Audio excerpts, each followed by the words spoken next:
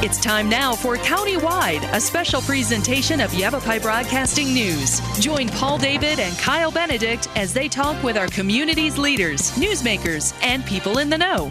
You'll hear about the hot topics that affect all our lives in Yavapai County. And now here's today's Countywide. Welcome to Countywide. I'm Paul David. Great to have you in studio with us today. We've got Cottonwood's new police chief, Steve Gesell, in studio. How you doing? I'm doing good. Thank you. Awesome. Very good to have you. Great to be here. Thanks for showing up today. I appreciate that. 634-4246 is the number for the Cottonwood Police Department.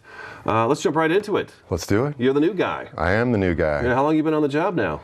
I want to say about a month. About a month. How you settling in? Good. I came out here about 10, 12 days and had to go back, get the family, and now we're moving in, as I was telling you before we started rolling here, and just getting over the family settled and trying to get my sea legs at work.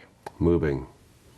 What torture moving is. Love it. Told my wife, we're never moving ourselves again, and here we go. It's amazing how much stuff you have.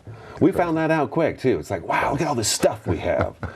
Yeah, I could eat up this whole show with the story. It's pretty comical, but yeah, we had a lot of stuff. 3 kids. 3 kids. Okay, you got 3 kids, married? Yes.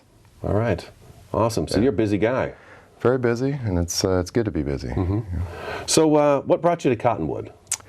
Well, it's a long and winding road, and, in the interest of time. Take us down it. Yeah, in the interest of time, I've been in this business policing for 26 years, going on 27. It's the only full-time job I've ever had.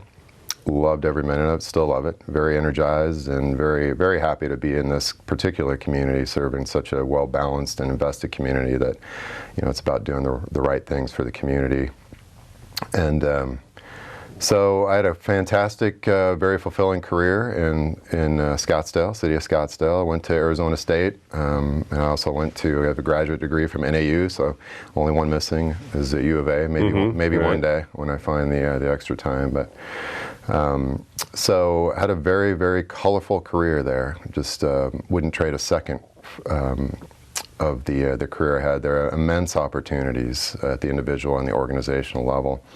Toward the end of my tenure there, I started looking at outside opportunities, particularly at the chief's level. And I had this wild idea that wouldn't it be really interesting to go back to my hometown, which I was raised from the time I was 12 to 20, essentially. So I consider it my hometown, in San Luis Obispo, California. So if you've been there, it's a beautiful part of the country. Right. It's, very, very great place to raise kids, and just a wholesome community in many different ways. There's a lot of similarities between San Luis and Cottonwood. Political environment's polar opposite, but the community absolutely invested in quality of life issues, and that was what my wife and I identified with. So ultimately, I got my wish. I went back to my hometown and became the police chief in San Luis Obispo, which was kind of surreal, seeing a lot of my high school friends that were still It is there. Weird going back to where you grew up, isn't it? Yeah. After so many years being away. How many years were you away? 26, I guess. Yeah, 23. 23? Okay. Yeah. All right, so you go back to hometown and... Yeah, and you got high school friends that have stories of you when you were that age, so that's always interesting. Right. But we had a great time. We accomplished a lot in my time in San Luis Obispo, and like I said, is the attraction. One of the attractions to Cottonwood is the community here, and the balance is in the policing world. As you know, the dialogue throughout the country. It's not a great time to be It's a dangerous time. My business, but not only for a police officer, but certainly challenging for police chiefs as well. And the political environment there, very, very supportive community. I had immense support in the community and inside the police department. But there, as there are in some communities, there's individuals that want to push public safety issues down and not address them for the good of the community. And guys and gals like me have what we call badge on the table moments, where we place hopefully we place the public's welfare over our own livelihood, and that's essentially what I did. So that's the winding road that we talked about, which brought me back here. And at the end of that experience, and I don't regret a second of it, I had I was willing to reshape myself and get out of the business. I mean, I'd done it for so long, and I was ready to try something different. And I was a little, it took me a little bit of time to decompress from the backdoor politics that are prevalent in that community, but also in many across the United States for police chiefs. And And then one day I had a conversation with a former colleague of mine, and he said, I was telling him what I was going to do, and we were moving back to Arizona regardless, because I just feel like Arizona is far more home to me than California ever was. I've spent half my life in Arizona, and it's always felt right here. Even going back to my hometown, there's a difference between dream and reality. Or we get there, and I left the place when I was 19. So the eyes of a 19-year-old are different than the eyes of a guy in his 40s that's a police chief. So anyway, he and I, obviously, my colleague and I used to work for the city manager, Doug Bartosh, when he was a police chief in Scottsdale years ago. And my colleague said, Doug is looking for a police chief. And that's really, I owe my whole career path and what brought us together today to talk this morning to that one conversation. It's just about sliding doors, and everything lined up after that, where I came out and met with Doug and other people in the community, and immediately fell in love with it and knew it was right for my family. And I'm still absolutely in love with this job. I wasn't going to jump into the fray and the environment that I came from and put my family through that, essentially. But we're absolutely tickled pink to be here. Awesome. Feathers in your cap. Give us a couple feathers.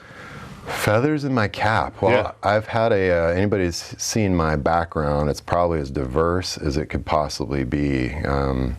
I've probably held about 15 different roles in my career, 26 years, so I'm jack of all trades. I frequently say that.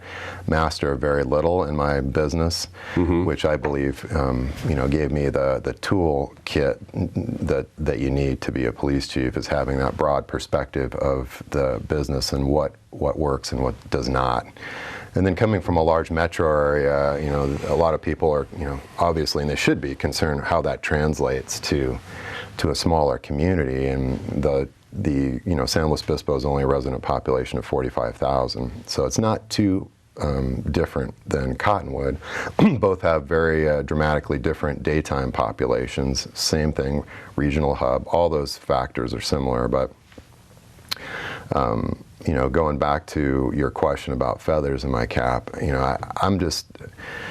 I've been thrilled to contribute and make a difference in so many different varied roles. What the public would see would be the most common image of a police officer. Obviously, I've been in patrol at many different rank levels.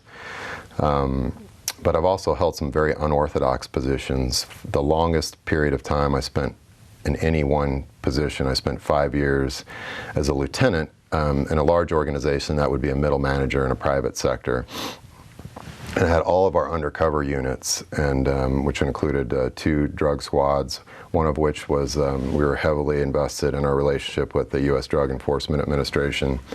I had organized crime unit, I had a conspiracy unit, and then I also had the SWAT team as well. That was an ancillary duty in my spare time. So I was a SWAT team leader, or a SWAT team commander rather, for 5 years. And I believe I developed some attention deficit disorder from that assignment. I say that tongue in cheek, but it was just on the mouse wheel for 5 years, and it was a phenomenal experience, and we really made an impact that many times went beyond the public's notice because of what we did. Ran a weird off-site, we had a fake business front and all that kind of stuff, but very colorful career. I retired from Scottsdale as a division commander. I had what we call special operations, which was special events, and Scottsdale's got plenty of those going on in the city. All of our traffic units, all of our patrol-based specialty units, canines, bikes, horses, and then here I am. I've been an administrator for a long time. A well-rounded individual. Long time, yeah. Yeah, all right, we got to take our first break. Sounds good. Already. All right. Cottonwood Police Chief Steve Gesell in studio today. Cottonwood Police Department number is 634-4246. Stick around, countywide, back in just a couple minutes.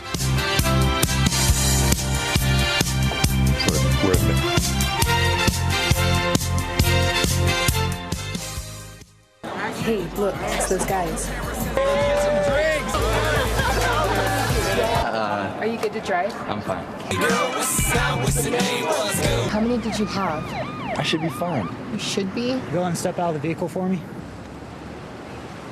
See ya, buddy. Good luck. So turns out, buzz driving and drunk driving, they're the same thing, and it costs around $10,000. So not worth it. I'm Jenny Garth, and as a mother of 3, I know kids worry about a lot of things. Getting enough food to eat shouldn't be one of them. But here in America, that is a real worry for 1 in 5 children. This is unacceptable, and something Feeding America is working to solve. Through a nationwide network of food banks, Feeding America serves virtually every community in the United States, including yours.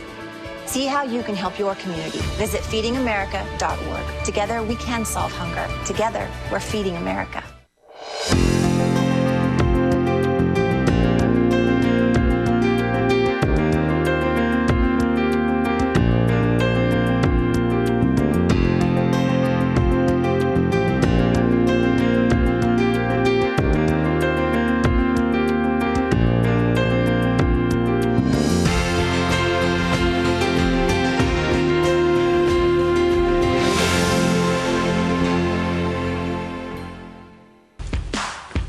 Chipmunks want to remind you, bacteria can hide in food and make you ill.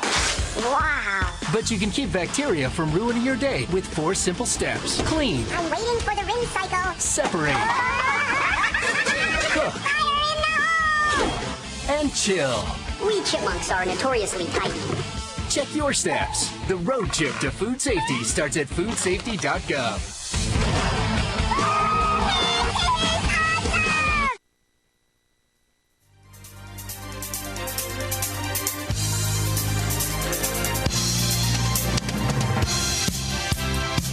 Welcome back to Countywide. Cottonwood Police Chief Steve Gesell in studio today. 634-4246 is the phone number.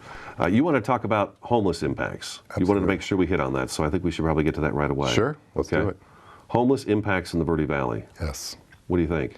Well, you know, I've been here a short period of time.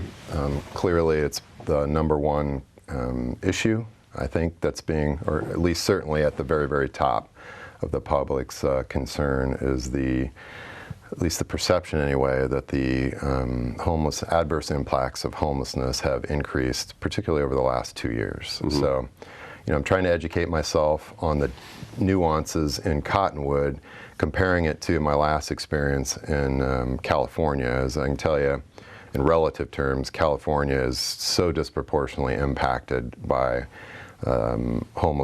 homelessness. I don't believe there's any other state as adversely impacted. There's a migrational piece to that, you know, people from all over the United States want to live that California dream, and, you know, it doesn't matter if they're prepared to support themselves or not, they're coming. So that obviously put immense strain on the community that I was from. It was the top issue there for very valid reasons, both at the individual level and the community level. So what happened there, you know, we want to see, you know, this is not California, this is not San Luis Obispo, so I'm trying to analyze the situation and do my part as the police chief in this city and maybe go beyond the conventional expectation of, you know, the public's expectation of what a police chief does, which is what we were very successful in doing in California. And to really kind of, in the interest of time, encapsulate this, what we ended up doing was first educating people through a public awareness campaign. And what some of the causal issues that draw in individuals or keep people homeless, quite frankly, is when you have a city that has a reputation for being an enabling environment. And that was the city that I was from, and I see some of that, I believe, here. Very, very well-intended, kind-hearted people wanting to help, and ultimately, if you talk to the social service agencies and the experts, not the police, not the guy with a gun and a badge, the social service experts, they will tell you, in particular when it comes to panhandlers, that if you hand that panhandler $1 or $10, let's say 9 out of those $10 are generally going to go to fuel an addiction or a destructive behavior. Now, there's a psychology behind it, because people feel good when they hand that money to them. Mm-hmm. They feel like they're helping. But there's a reality to it that is simply not the case in most of these issues. Beyond that, there's a number of individuals that represent themselves as homeless, and they're in Cottonwood right now. I mean, I've personally talked to some of them that take the bus in and from different communities outside of Cottonwood, and it's a job to them. And they masquerade, and they essentially, I believe, they defraud the public. So the balance approach is what was successful in my last community, where if anyone thinks the government can solve this issue, it's a very complex, very polarizing, very emotionally charged issue. A lot of causal factors. So that being said, I think everyone understands that there needs to be every stakeholder at the table. That means the community at large, the business community, certainly the justice system, certainly the police, the law enforcement arm, but also, and particularly the business community has to actively participate and help. And here's what we talk about is there is a segment of this population that wants help to transition out of homelessness. It's all of these stakeholders' jobs to find those people and use the very, very scant resources, because I haven't talked to anybody anywhere that says we got plenty of money to deal with mental illness, we have plenty of money to deal with substance abuse, we just take them down to the detox center. Well, none of those resources really exist, and the funds that we do have, we have to treat those with the ultimate in respect, and channeling those to the people, particularly from the Verde Valley, that are going to benefit from programs, and that case management is the key. I mean, that's the lesson that I brought back from my previous existence in the state of California, is without case management, even that small percentage, which we call the ready homeless, which the social service agencies will tell you about 20% of the population. You get 40% are mentally ill or dual diagnosis. And these are all generalities. And the last 40% are what we call program resistant. This is a choice. They have no desire to transition out, and they will leverage their goodwill in any community to perpetuate these destructive patterns of behavior, and until the community says we've had enough. And so that balanced approach worked in my last existence. It dropped our count by 30% in the 2 years that I was, should say in the last 2 years. And we're hoping to replicate that in the city here. Regionally, we would like regional cooperation. I just came from the intergovernmental meeting, excuse me, I can't speak this morning. That's okay, neither can I. Yeah, you're doing a good job. In Sedona, and I went through all this with the regional mayors and a lot of the city managers there.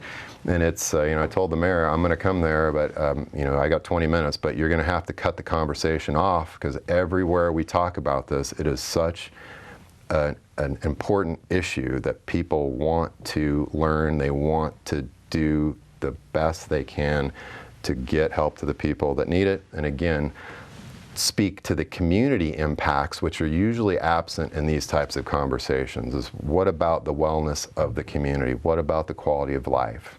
And using a balanced approach has been successful, and we'd like to replicate that here. We have to take a break, but I think we call that not a handout, but a hand up. Yes, exactly. Is exactly what it's all about. So, Cottonwood Police Chief Steve Gesell in studio today. This is Countywide. We'll be back in just a couple minutes.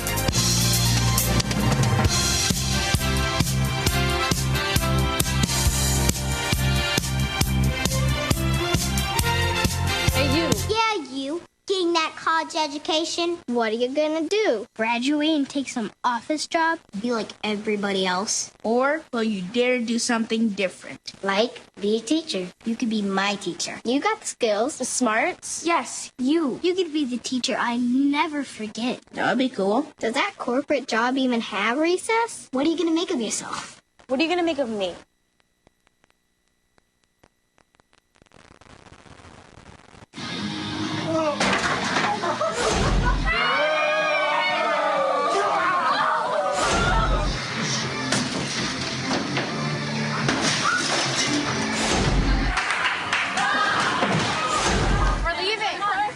Most party fouls, not a big deal. But if you decide to drink and drive underage, you could lose your license and your freedom. underage drinking and driving. The ultimate party foul. My name's Eddie Metcalf. I enjoy working in my yard. And, you know, I can't do that anymore because I'm missing most of my lung. They did a CAT scan of my kidneys. No more kidney stones, that's the good news, but we found a spot on your lung. That frankly scared the hell out of me. I hadn't smoked in 22 years. How could this happen to me? He said, well, you know about radon gas. Well, you know, I heard about it. He said, well, the second leading cause of cancer in America is radon. 22,000 people a year die from this. I literally left the doctor's office, got a test kit, put it in the house, and our result was 39.8. The upper limit is 4. We got to get this fixed. That was on a Monday, and on Wednesday, our mitigation system was up and running. Well, I think everybody should have their house tested. We'd never known we'd still be living there. I could get another tumor from it. But right now, it's changing my life.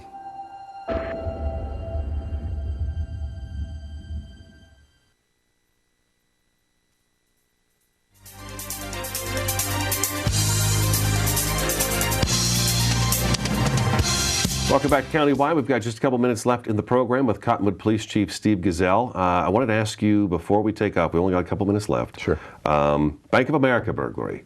That is, we talked just a second ago, it's an anomaly. Absolutely. Alarm goes off at 1 o'clock, goes off at 4 o'clock. Mm-hmm. I think it's at 4:25. We've got a picture of a guy walking past the outdoor ATM, but $350,000 gone. Yep. Where are we at with that? Well, detectives are still working on it, and like you said, it is an anomaly, and there's no secret here that the individual or individuals that committed this crime certainly had inside knowledge of security protocols, and there was no forced entry, as we know. We believe that the system had been tested several times earlier that month to see what the response would be, and ultimately, I think there's some learning moments, which is what I'm going to guess, for some corporate policies on security protocols to kind of harden the target so this doesn't happen again. But as far as where we're at, you know, there's a process in place. Detectives still have very, very, very viable leads, and we're, you know, going through search warrants and subpoenas, which take some time. We're getting certain records and analyzing certain pieces of evidence on some of the leads that we're following up in. So we're still optimistic. It's kind of hard to walk with $350,000, particularly if there's inside ties, which we believe there are. And it's such a location too. I mean, it's right there at the corner. So, I mean, it's not a whole lot of traffic that time of day going by, but then the grocery store is right there, and we know that they have employees all night long that are there. So, yeah, it's just, it's definitely an unusual one. I mean, you hear about we have the ones where they walk in with a note or whatever. Those are dime a dozen. This one I've never seen in my entire career. And then the surveillance photo released, I think people have made kind of fun of it. Well, that could be just about anybody. Well, I guess I look at that photo and I think it could be just about anybody, but it means something more to probably somebody who's trained to look at those photos. Well, it's not just that. It's the fact we know you can't see the face. It's the hat, it's the shirt, and the pattern on the shirt, and we're hoping that would jog someone's memory that, hey, that shirt looks a lot like Joe's shirt, you know, and the hat. Right. So it's not the face, it's the clothing that we would hope, and that's, quite frankly, unfortunately, that's the only visual evidence that we have at the moment. But those little pieces of evidence can be very, very pivotal in some of these cases. Okay, alrighty. And a $10,000 reward still being offered from the Bank of America for arrest and conviction, which is the key. Arrest and conviction, $10,000 reward. All right, I guess we're going to see quite a bit of you in here, I would imagine. I would hope so. We'd like to, you know, we're all about maintaining communication or relationships, and we really appreciate the opportunity to be here today. Anytime you need something, just give me a holler. Sounds good. Thank you. Good to meet you, Chief. All right. Nice to meet you. All right, that's today's Countywide. Thank you so much for tuning in. We will talk to you again next time.